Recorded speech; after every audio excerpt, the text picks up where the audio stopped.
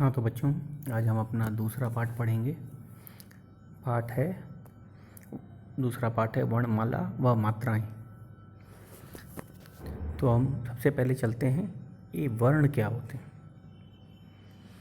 वर्ण मुंह से निकलने वाली वह छोटी से छोटी ध्वनि, इसके और भी भेद या खंड नहीं हो सकते। तो हमारी हिंदी भाषा में दो प्रकार के वर्ण हैं। पहला है स्वर, दूसरा है व्यंजन। तो हमारे स्वर हैं अ, आ, ई, उ, री, ए, ओ, औ। उसी तरह व्यंजन आप जैसे जानते हैं, हमने पढ़ भी रखा है। ये हैं क, ख, ग, घ, अन, च, छ, ज, झ, य, ट, ठ, ड, ढ, ढ, ढ, ढ, त, थ, द, ध, न, प, फ, ब, भ, म, य, र, ल, व, श, श, स, ह। तो बच्चों, जब हम इसको इसी तरह क्रमबद्ध तरीके से लिखते हैं तो ये वर्णमाला बनाती है।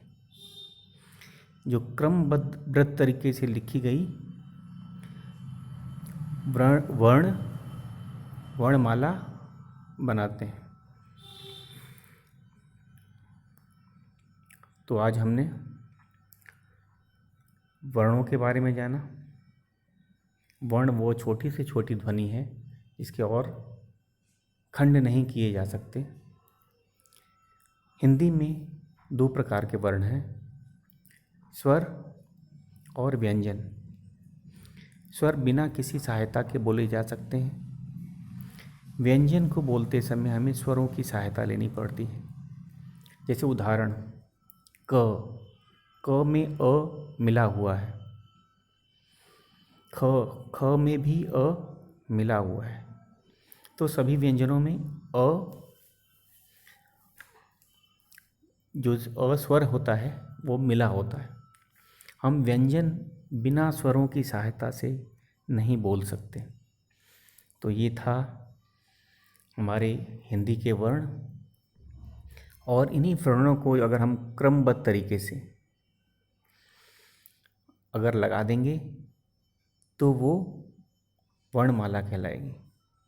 ये नहीं कि क के बाद हम ह बोलेंगे, फिर ग बोलेंगे, फिर ब बोलेंगे, फिर र बोलेंगे, तो यह वर्णमाला नहीं कहलाएगी, क्योंकि यह क्रमबद्ध तरीके से ही होनी चाहिए।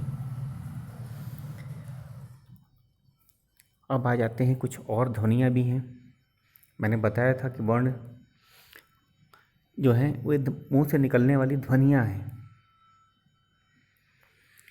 और जब ये लिखित रूप में होती हैं ध्वनियाँ, जैसे ये लिपि में आ जाती है। लिपि ध्वनियों का लिखित रूप होता है, क्योंकि मुंह से बोलने वाली ध्वनि तो एक आवाज़ है। जब इसका लिखित रूप कर देते हैं, लिखित रूप ही लिपि कहलाती है। अब आ जाते हैं, कुछ ध्वनियाँ बची हुई हैं जो विशेष ध्वनियाँ कहलाती हैं, जैसे अनुस्वार, अंग, अंश, विसर्ग, प्रातः। इसमें ह की आवाज़ आ रही है, प्रातः। इन्हें अयोगवाह कहते हैं, अयोगवाह कहते हैं। उसी तरह हम लोग स्वरों से बनने वाले शब्द पुस्तक के हैं, उन सबको करते हैं एक एक करके। और बच्चों, इनको ज़रा दोहराना है। इसको मेरे पीछे पीछे आपको भी पढ़ना है, तब ये और ज़्यादा स्पष्ट हो जाएगा। जैसे हम लोग अभी हैं अ से अनार, अमरूद, अदरक। आ, आम, आग, आलू। छोटी ई है ई, इमली, इमरती, इलायची। बड़ी ई, ईख, ईद, ईंट। उ, उल्लू, उस्तरा, उपहार। ऊ, ऊन, ऊंट, ऊपर। आगे चलते हैं। री, री एक स्वर है, इससे ऋषि, ऋतु बनती हैं। ए, एड़ी, एक, एकता। ए, ऐनक, एरावत, ऐसा। ओ, ओखली, ओला, ओढ़नी। औ, औरत, औजार, औषधि। अब व्यंजन के हैं बच्चों, इनको दोहराते जाना है। एक बार फिर और हम लोग करेंगे। व्यंजन, इंग्लिश में इसको कॉन्सोनेंट्स बोलते हैं, और स्वर को क्या बोलते हैं बच्चों? वोवेल्स। और मात्राओं को वोवेल साइंस। जो मात्रा हम लोग लिखित रूप में होता है उसको वोवेल साइंस बोलते हैं। तो शुरू करते हैं। ये भले ही आसान लगे, तुमने पहले भी पढ़ रखा है, लेकिन इसको हम लोग दोहराएंगे। हो सके तो मेरे पीछे पीछे बोलो। तो पहला है कबूतर, क से है कबूतर। ककड़ी, कलश। ख, खरगोश, खरबूजा, खरल। खरल ये क्या होता है? इससे कोई चीज़, मसाला या दवाई कूटी जाती है, उसको खरल बोलते हैं बच्चों। ग, गधा, गमला, गणेश। घ, घर, घड़ा, घड़ी। उसके बाद है, इसका कोई शब्द नहीं बनता, ये अना का जो है, इसको, इसी का कोई शब्द नहीं बनता, इसीलिए इसका कोई शब्द नहीं दिया है। अब आ जाते हैं हम च। च से है चरखा, चम्मच, चटाई। छ से छतरी, छप्पर, छड़ी। ज से जहाज, जग, जड़। झ से झंडा, झरना, झगड़ा। उसके बाद यहाँ पे कभी कोई शब्द नहीं बनता है। ट पे चलते हैं। टब, टमाटर, टमटम। ठ, ठठेरा, ठेला, ठप्पा।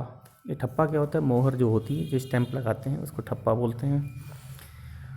ड, डमरू, डलिया, डाकिया। ड, ढपली, ढक्कन, ढाल।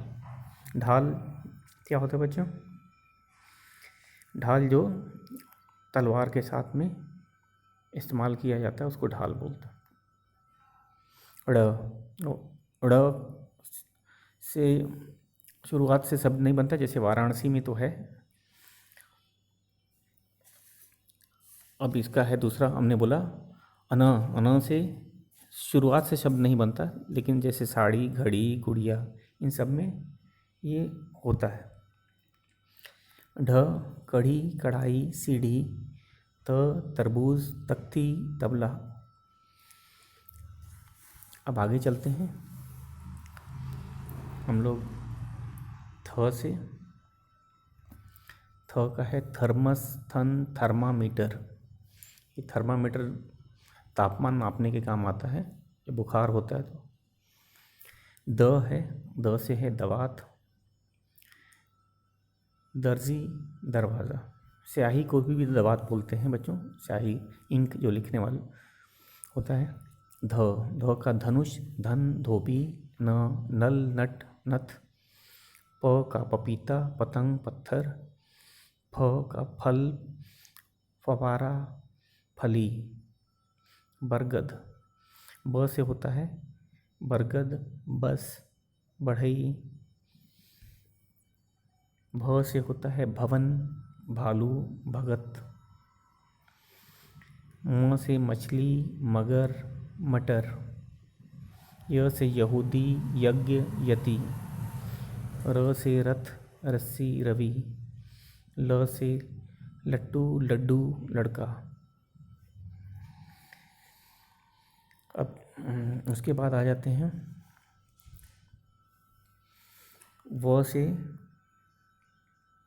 वो से है वक, वज़न, वर्षा, स शरीफा शरबत शलगम। श से षटकोण। षटकोण क्या होता है बच्चों? जिसके 6 कोने होते हैं। इंग्लिश में इसको हेक्सागन कहते हैं। जैसे मधुमक्खी का छत्ता होता है, वो षटकोण की तरह होता है। षटकोण मैं बनाने की कोशिश करता हूँ।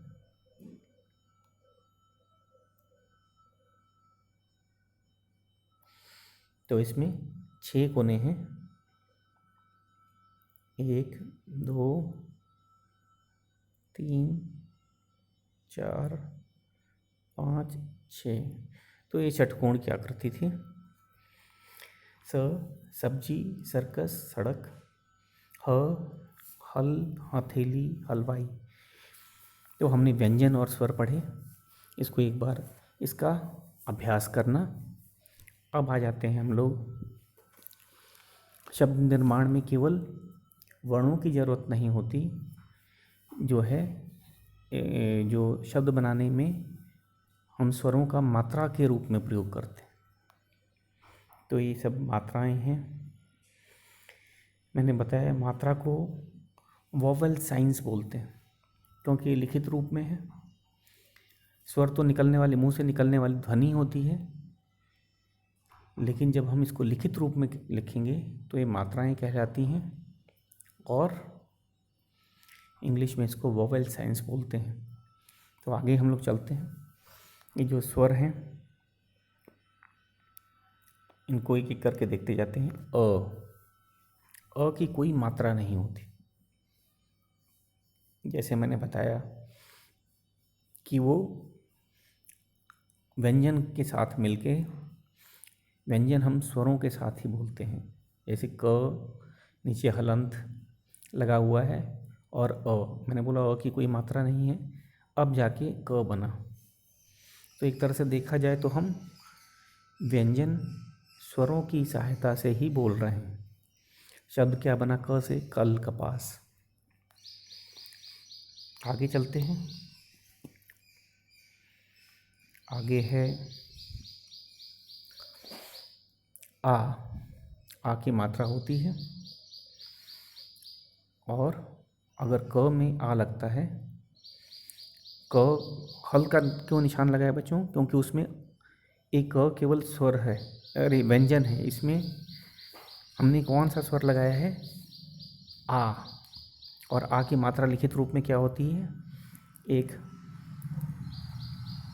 ये है हमारी आ की मात्रा। तो का बन गया। का से कान काम उदाहरण हो गए शब्द। उसी तरह छोटी ई की मात्रा हमने देखी। ये व्यंजन के बाएं तरफ से लगती है। जैसे क में छोटी ई लगेगी तो एक की बन जाएगा। की से क्या है? किला किसान। उसी तरह हम आगे चलते हैं। बड़ी ई दाहिने तरफ से लगती है। क में बड़ी ई लगेगी तो की बन जाएगी। जैसे कील कीटाणु। ये कीटाणु क्या होते हैं बच्चों? कीटाणु, बैक्टीरिया को कीटाणु बोलते हैं। अब आगे चलते हैं। और जो वायरस होता है, वायरस को विषाणु बोलते हैं। तो ये याद रखिएगा, कीटाणु मतलब बैक्टीरिया, या इसको जीवाणु भी बोलते हैं, और वायरस को विषाणु बोलते हैं। अब आगे चलते हैं। ऊ का हमने देखा मात्रा। जब क में छोटा ऊ लगता है तो कू बनता है। कू से बनने वाले शब्द कौन कौन से हैं? कुल, कुआं। बड़े ऊ पे चलते हैं। बड़ा ऊ जब अगर क में लगता है, क व्यंजन में अगर बड़ा ऊ लगेगा तो कू। इससे कुल, कूप। कूप मतलब कुआं होता है। तो ये अब चलते हैं। री की मात्रा देखो, ध्यान से देखना बच्चों। जब क में री लगेगा तो क्री हो जाएगा। इससे बनने वाले शब्द जो हैं कृषि, कृष्ण। आगे चलते हैं। ए की मात्रा अगर के में लगेगा तो ए के हो जाएगा। केस से बनने वाले शब्द कौन कौन से हैं? केश, केला। ए पे चलते हैं। ए पे अगर क पे ए की मात्रा लगेगी तो कै बन जाएगा, कैलाश, कैदी। ओ की मात्रा क में ओ की तो को से कोयल, कोड़ा। ये कोड़ा क्या होता है? ये जो घोड़ों को चलाते समय उनको कोड़े से मारा जाता है, तो एक कोड़ा। औ क में अगर औ की मात्राएं लगेगी तो कौ बनेगा, कौवा, कौन। ये उदाहरण थे। तो आज हमने देखा व्यंजन के साथ मात्रा लगने से शब्द बनते हैं। तो व्यंजन के साथ जो स्वर होते हैं मात्रा का रूप लेके लिखे जाते हैं, तभी शब्दों का निर्माण होता है। तो शब्दों का और भी शब्द बना सकते हैं। तो हम लोग इसकी एक बार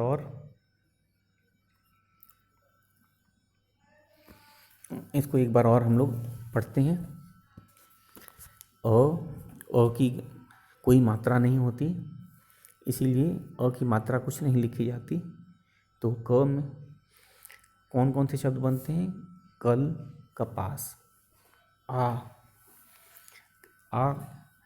अगर क में लगेगा तो का बनेगा, शब्द बने कान, काम। और भी शब्द बन सकते हैं। तो इसमें कुछ उदाहरण दे रखे हैं, ये नहीं कि केवल 2 ही शब्द बनेंगे। तो कान, काम ही उदाहरण नहीं है, और भी शब्द हैं, केवल इसमें 2 ही उदाहरण दे रखे हैं किताब में।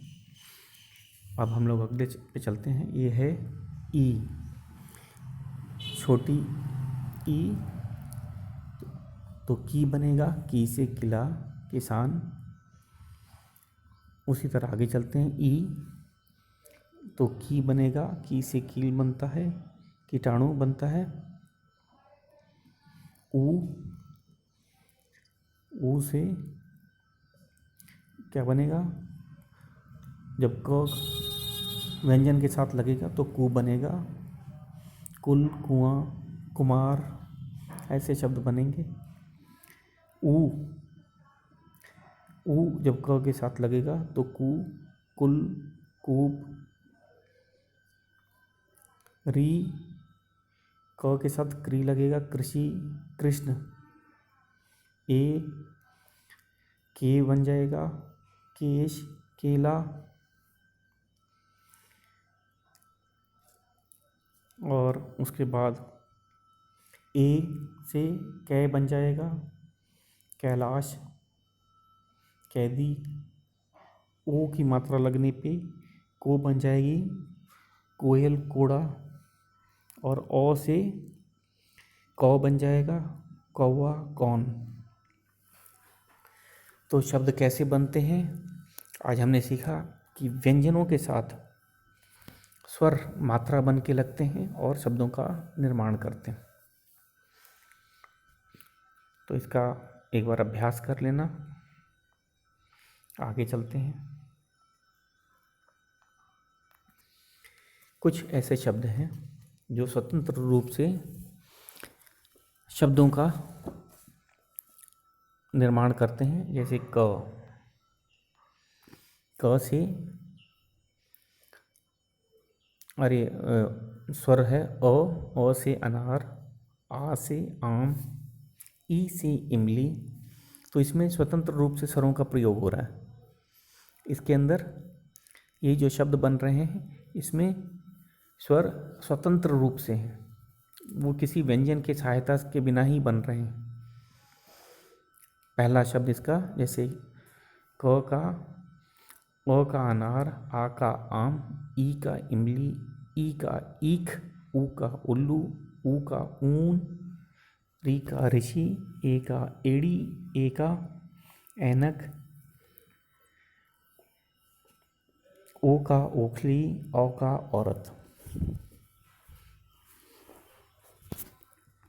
तो बच्चों ये थे स्वतंत्र रूप से स्वरों का प्रयोग हो रहा है। इन शब्दों में स्वतंत्र रूप से किसका प्रयोग हो रहा है? स्वरों का। तो ये आज हमारा पाठ था। आज हमने क्या क्या पढ़ा उसको एक बार दोहरा लेते हैं। आज हमने पढ़ा वर्णमाला और मात्राएं। वर्णमाला जाने हमने क्या जाना कि वर्ण दो प्रकार के होते हैं, स्वर और व्यंजन। स्वर बिना किसी सहायता के बोले जाते हैं और व्यंजन को बोलते समय हमें स्वरों की सहायता लेनी पड़ती है।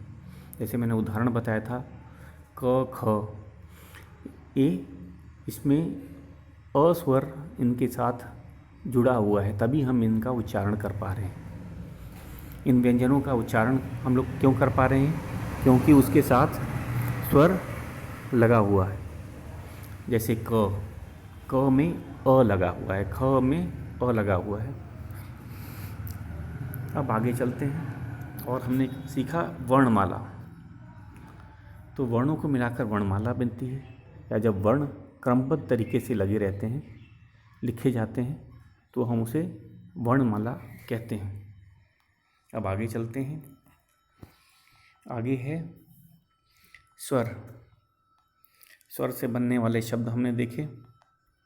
उसके बाद व्यंजन। व्यंजन से बनने वाले शब्द कैसे उनका निर्माण होता है, कौन कौन से हैं, तो कुछ उदाहरण भी दिए थे जो हमने किए आज। और आगे चलते हैं।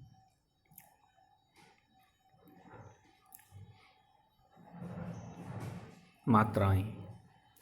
ये मात्राएं कौन सी होती हैं? ये जो स्वर होती हैं, जब लिखित रूप में हम लोग लिखते हैं तो उसको वोवेल साइंस बोलते हैं या मात्राएं कही जाती हैं। तो आज हमने मात्राओं के बारे में जाना। अ जो है ऐसा स्वर है जिसकी मात्रा नहीं होती, उसकी कोई मात्रा नहीं, बाकी सबकी मात्रा है। अ में क्या खासियत है बच्चों? जो अ स्वर है उसकी कोई मात्रा नहीं होती। अब आगे चलते हैं। हमने स्वरों से कैसे शब्द का निर्माण होता है ये भी देखा, और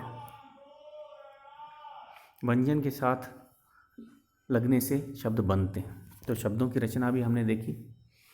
व्यंजन के साथ जब मात्रा लगता है तो शब्द बनते हैं, लेकिन कुछ शब्द होते हैं जो स्वतंत्र रूप से स्वरों का प्रयोग करके भी बन जाते हैं। जैसे क, जैसे अ का हमने अनार बोला, आ का आम बोला, तो इसमें स्वर स्वतंत्र रूप से है। अब आगे चलते हैं। आगे अभ्यास प्रश्न है। हम लोग आज इसके अभ्यास प्रश्न भी करेंगे, लेकिन इससे पहले एक बार हम लोग अपने स्वर और व्यंजन को दोहराएंगे।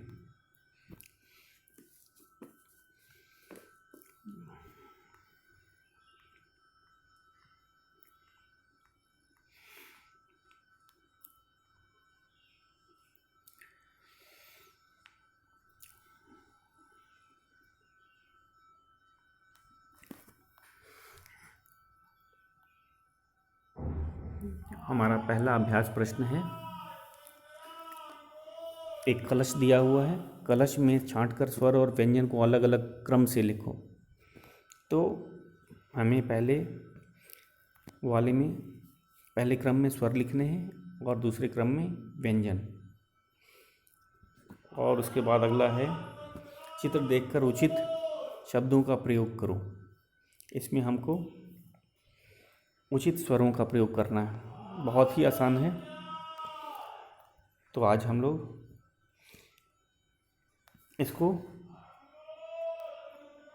करेंगे। तो पहला वाला है बच्चों, पहला वाला है स्वर में क्या लिखेंगे? पहले हम लिखेंगे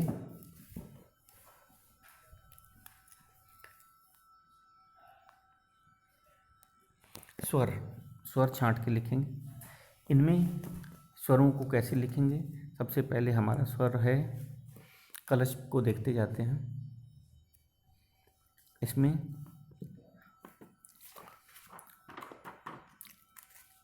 पहले ए,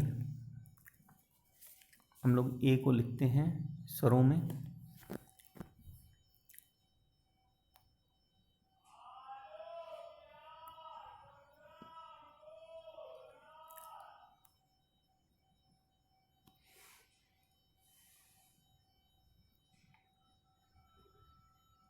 ए, और पहले झ क्या पड़ेगा बच्चों, झ पड़ेगा व्यंजन में। किस में पड़ेगा? व्यंजन में। तो हम लोग झ लिखने का काम व्यंजन में करेंगे, एक एक करके चलेंगे। तो हमने 2 कर लिए। झ व्यंजन था और ए स्वर था। फिर चलते हैं, तीसरा है ज। ज है व्यंजन, तो हम इसको व्यंजन के नीचे लिखेंगे। तो साथ साथ करते जाते हैं, आप लोग इसको देखते जाओ, हम लोग साथ साथ इसको करेंगे। तो आते हैं झ। झ हो गया हमारा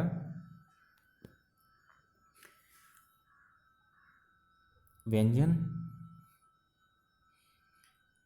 उसके बाद में ए हो गया स्वर, ज हो गया व्यंजन, फिर फ हो गया व्यंजन, च भी व्यंजन।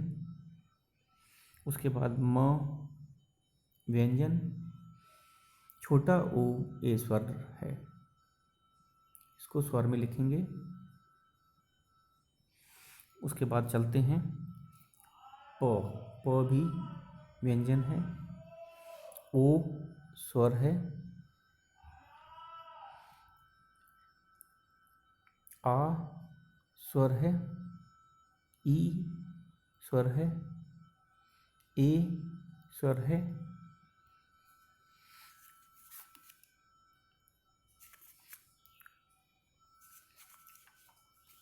आगे चलते हैं। यहाँ व्यंजन है, इसको देख लेना। उसके बाद आ जाते हैं हम लोग ब। ब भी है व्यंजन। उसके बाद छ भी व्यंजन,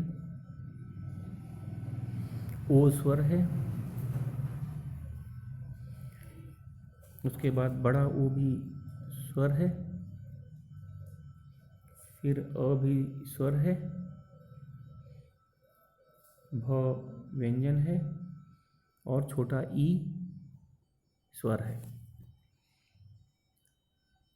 तो ये था हमारा पहला प्रश्न। आगे चलते हैं। पहला वाला है ओखली,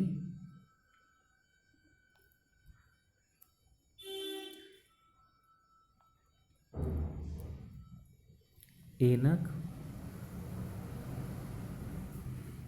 ऊन बड़ा ऊ है, और ये आग लिखना है, आग।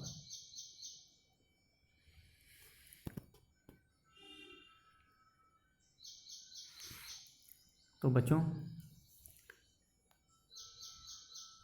तो अब आपने स्वर और व्यंजन सीख लिया है। तो 5 चीज़ों के चित्र लगाकर नाम का पहला अक्षर लिखो और बताओ कि वह स्वर है कि व्यंजन। ये आपको नोटबुक में करना है, और जिनके पास अभी बुक नहीं है वो इसको भी नोटबुक में ही करेंगे। तो आज हमने क्या सीखा? स्वर और व्यंजन का, उनका भेद, उनको पहचानना आ गया हमें। और एक गृह कार्य हमने किया कि आप कोई 5 चित्र चिपकाओ और उनके नाम का पहला अक्षर देखो और बताओ कि वह स्वर है या व्यंजन। तो आज के लिए इतना ही, और शेष अब हम अपने तीसरे पाठ पे चलेंगे, जो है शब्द। शब्दों की रचना कैसे होती है, शब्द कैसे बनते हैं, ये सब हम लोग कल करेंगे। तो ये था हमारा दूसरा पाठ। धन्यवाद।